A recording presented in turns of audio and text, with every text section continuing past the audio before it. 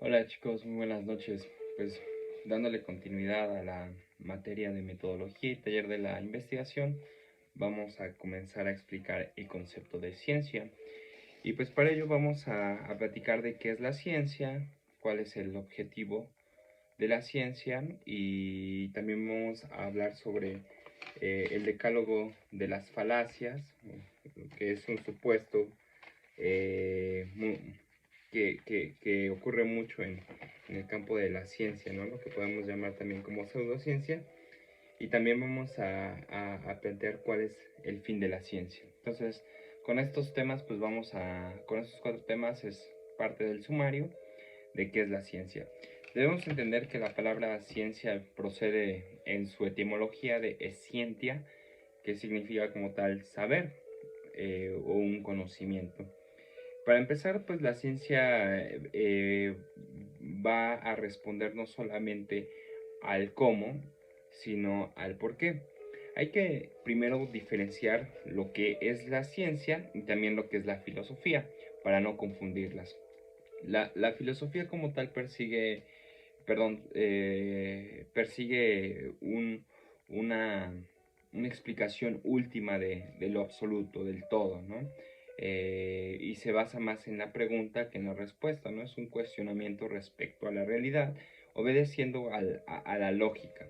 Sin embargo, la ciencia como tal busca un saber sustentado en un método que nos pueda ayudar a determinar una verdad que es considerada como objetiva.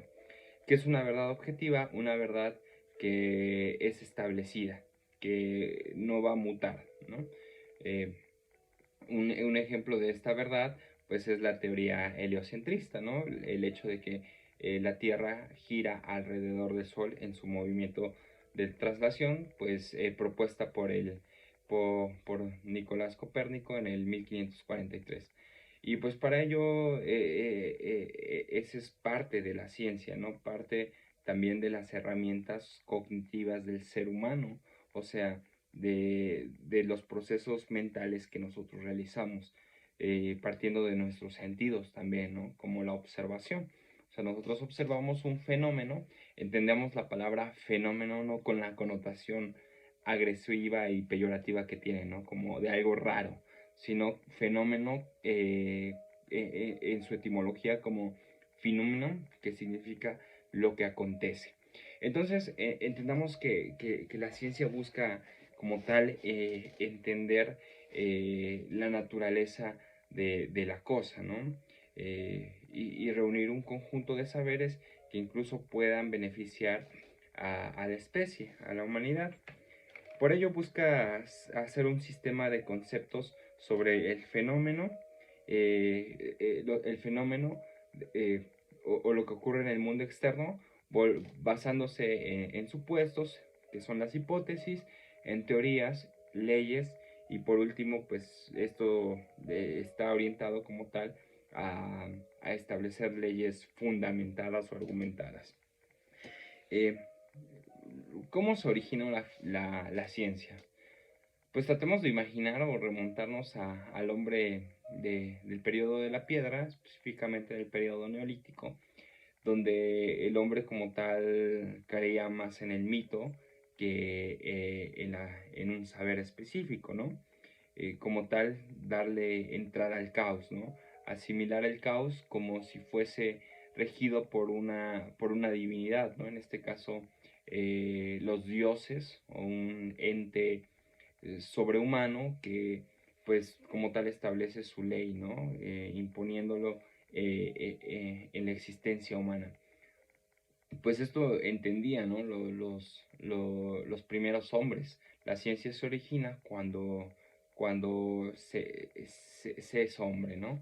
Entonces, eh, la lluvia, el fuego, todos estos fenómenos que ahora los vemos tan comunes, pues eran inexplicables en ese entonces para los hombres del periodo neolítico.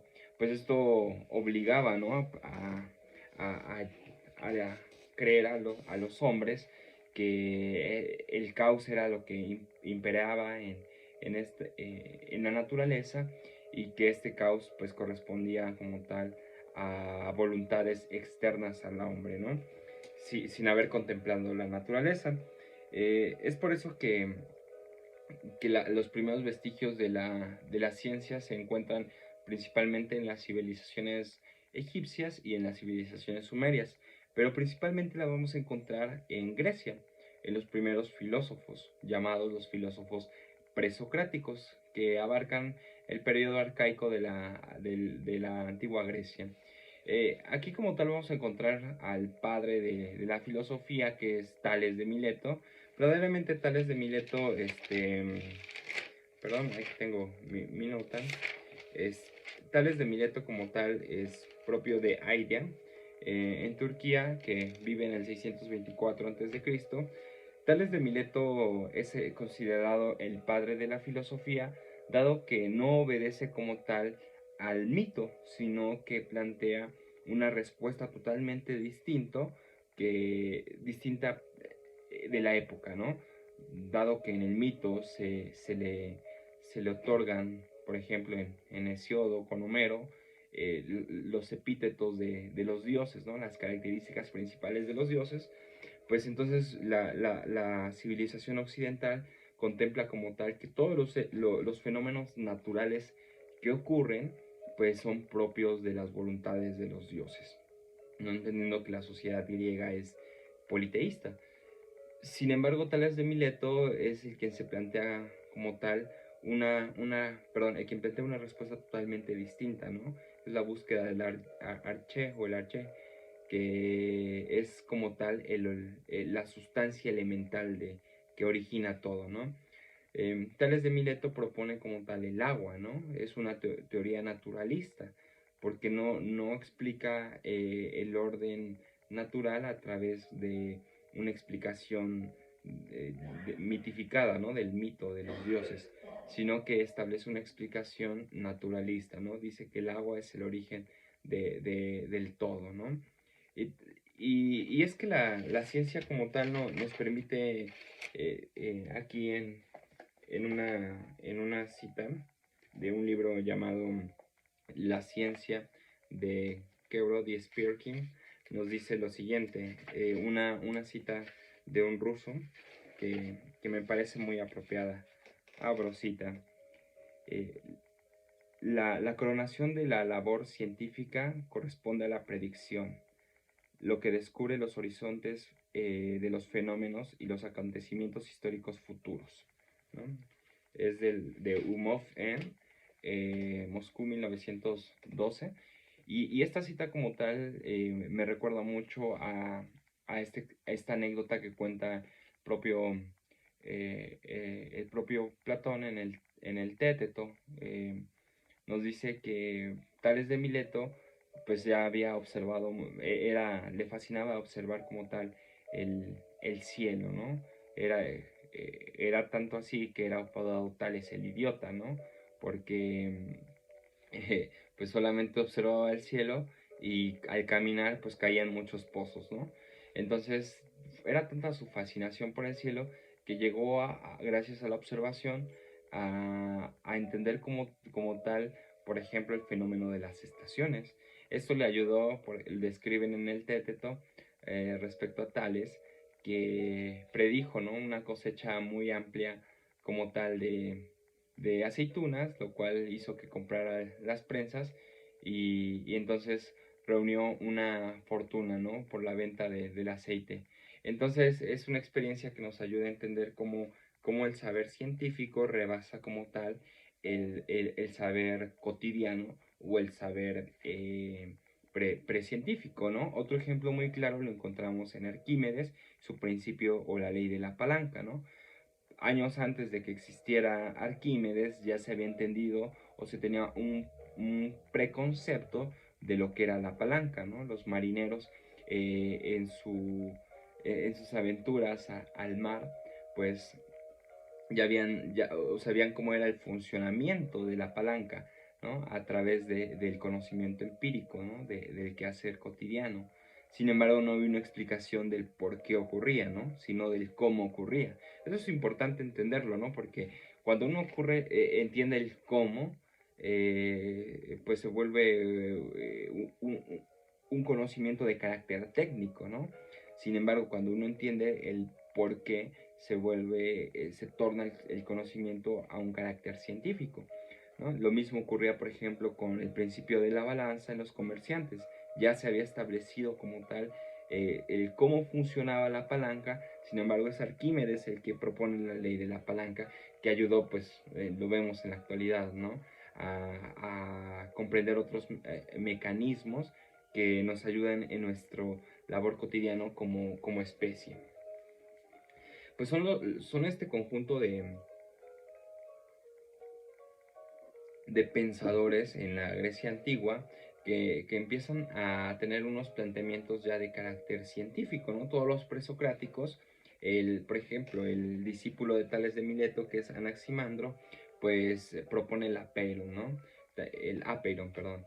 Anaxímenes más adelante va a proponer el aire, y todas estas escuelas presocráticas como la pitagórica, Pitágoras propone como tal las matemáticas, Heráclito propone el fuego, y también tenemos ya incluso el primer vestigio de la teoría atomista, ¿no? Con Leucipo y con Demócrito, que nos proponen como tal que el origen de todo es una partícula pequeña e indivisible, ¿no? Que más adelante va a ser aceptada dentro del campo científico como el átomo. Entonces, como tal, aquí ya tenemos la diferenciación entre lo que es la ciencia y su diferencia entre la filosofía y el conocimiento cotidiano o el conocimiento precientífico, ¿no? Incluso el conocimiento cotidiano, por ejemplo, corresponde a todos los seres vivos, ¿no? Por ejemplo, el animal tiene un conjunto de saberes que le ayudan solamente a hacer su vida favorable en el mundo en el que se desarrolla, ¿no? Entender el día y la noche, entender el clima, algunos sentidos de orientación o extrasentidos propios del mundo animal, que para el hombre podrían ser extraordinarios, ¿no? Sin embargo, pues los animales, a diferencia del hombre, no se pregunta el por qué, ¿no? El por qué ocurre este fenómeno. Bien, pues vamos a entender como tal los objetivos de la ciencia, ¿sí? Como tal, aquí el objetivo de la ciencia lo vamos a dividir en 4. El primero corresponde, vamos a plantearlos en verbos propios del ser humano, ¿no? Verbos de carácter cognitivo, ¿no? El primero lo vamos a entender como el analizar, el explicar, el predecir y el actuar. Bien, para poder entender el primer nivel de lo que busca como objetivo la ciencia, que es el nivel de analizar, vamos a entender 3 preguntas importantes, ¿no? ¿Cómo es la realidad? ¿Qué elementos conforman la realidad? ¿Y cuáles son los rasgos o características de la realidad, ¿no?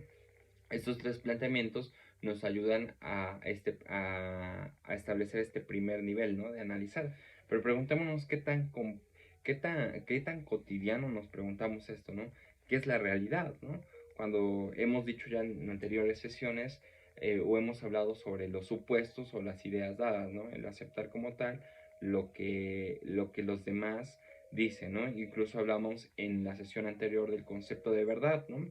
Que la verdad está soportada más allá de su objetividad en su carácter difusivo, ¿no? Una verdad debe que estar bien difundida para que el sujeto en su práctica del doxa o de la opinión pues vaya asimilando, ¿no? Vaya soportando un hecho como verdad.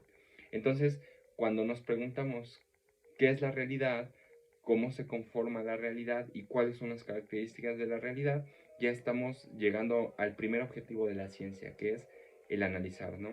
El segundo verbo, el segundo objetivo que busca la ciencia es explicar, ¿no?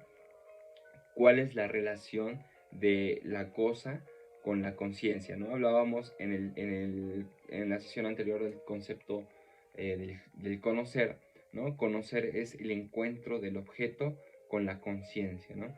el objeto por sí solo nunca va a plantearse, la cosa como tal no va a preguntarse por su naturaleza propia, ¿no? Por sí mismo, porque no está hecha de una conciencia.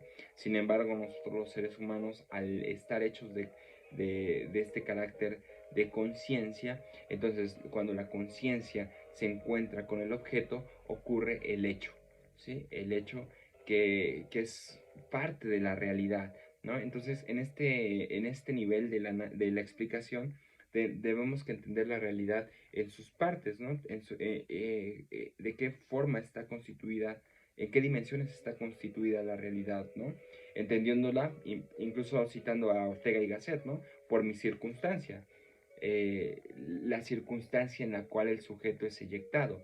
Por ejemplo, mi historicidad, o sea, mi conformación histórica, mi lengua, mi geografía, mi cultura, mi religión, ¿no? Entendiendo la realidad en estas pequeñas dimensiones, en mis circunstancias.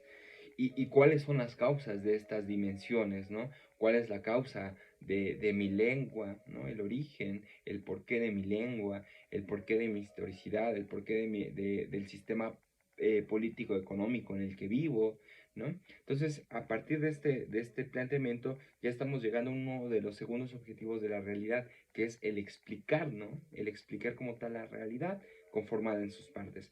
Y el tercer objetivo de la realidad lo vamos a entender como el predecir, ¿no? Y aquí es cuando ocurre la hipótesis. La hipótesis, que es un supuesto, ¿sí? Que parte de la observación. ¿Qué pasaría? Y lo dejamos en puntos suspensivos. ¿O qué pasaría si? ¿Sí? Una pregunta muy frecuente, ¿no? Que los niños hacen.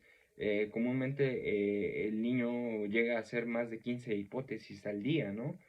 Ustedes miren a si tienen hermanos menores, si llegan a participar en un entorno donde hay niños pequeños, se preguntan demasiado, ¿no? Tratan de hacer una predicción, un supuesto, una hipótesis. Dice, ¿qué pasaría si, ¿no? Ya la maldad que le hacen los adultos es cuando cállate, ¿no? Cuando se silencia, ¿no? La pregunta. Pero miren, ya los niños están haciendo, ya están analizando y explicando, ¿no? Parte de la realidad. Ahora están en esta cuestión del predecir, ¿no? ¿Qué pasaría si? Este es como tal el tercer objetivo de la ciencia, ¿no? Ya por último, en el cuarto objetivo de la ciencia, estamos en el actuar, ¿no? Cómo transformar la realidad. La transformación de la realidad surge a partir del aporte de un nuevo saber o de un nuevo conocimiento, ¿no? Redescubrimiento, incluso, ¿no? Ya habíamos dicho que la ciencia como tal persigue conceptos estables. Un ejemplo muy claro de un concepto estable fue que durante 1000 años se creyó que la Tierra era el centro del universo. Gracias a este oscurantismo de la Edad Media, y todo, pues, como tal, el impulso de la teología y la escasa enseñanza de la ciencia durante la Edad Media, pues entonces se dio por hecho que la Tierra tenía este carácter geocentrista, ¿no? Como centro del universo. Vaya ambición, ¿no? El centro del universo. Ya había dicho desde el inicio, ¿no? Es Copérnico quien en 1543 dice que no, que la teoría heliocentrista, ¿no? El Sol es el centro, no del universo, ¿no? Sino de una parte del universo, y que son los planetas o los astros los que giran alrededor de esta estrella, ¿no? Sin embargo, eso es parte, ¿no? Ese es el fin último de la ciencia, ¿no? Transformar la realidad para que estos nuevos saberes vayan dándose continuamente en la historicidad humana, ¿no? Y vaya que hemos avanzado. Entonces, vamos a entender ahora lo siguiente, ¿no? Me gustaría como tal hablar de, de la ciencia en su sentido, perdón, en su sentido actual, ¿no? Con esta con este nuevo pensamiento que propone Karl Popper, que es un neopositivista eh, propio de la lógica científica de la investigación, en una de sus obras llamadas así, en el 1959, y que es pilar fundamental del método científico, ¿no? Ya que dice Karl Popper que, eh, perdón, ya, que debemos contrastar constantemente la teoría para refutarla en contraejemplo, ¿no? A partir de un método deductivo hipotético. Bueno, ahorita no vamos a hablar como tal del método, pero el concepto que nos plantea Karl Popper es respecto del falsacionismo, ¿no? Como tal, esto delimita el saber científico, ¿no? El saber científico busca la generalización de cada uno de los conceptos, ¿no? Por ejemplo, el fenómeno del día y de la noche tiene una explicación, tiene la misma explicación en todos lados del mundo, ¿no? Pese a los usos horarios, ¿no? Sin embargo, todo ser humano en la Tierra que tiene este acercamiento a estos saberes, gracias a la educación, conocemos ya de una forma muy general cómo funciona el día, la noche, la lluvia, ¿no? Y estos son totalmente predecibles, ¿no? Sin embargo, Karl Popper dice que la teoría puede ser propio del falsacionismo. Cuando es falseable, entonces no es una ciencia, ¿no? ¿Qué quiere decir el método falseable? Que es que nunca falla, ¿no? Que tiene como tal este carácter de 100% de veracidad, ¿no? Hablando del día y de la noche, preguntémonos qué pasaría si un día, por ejemplo, el sol se apaga, ¿no? Y tarda 6 horas todavía recibimos 6 horas después su luz, ¿sí? Ahí es como tal la ciencia está fallando, ¿no? Hay una falla en la ciencia porque entonces no es eterno este saber del día y de la noche, ¿no?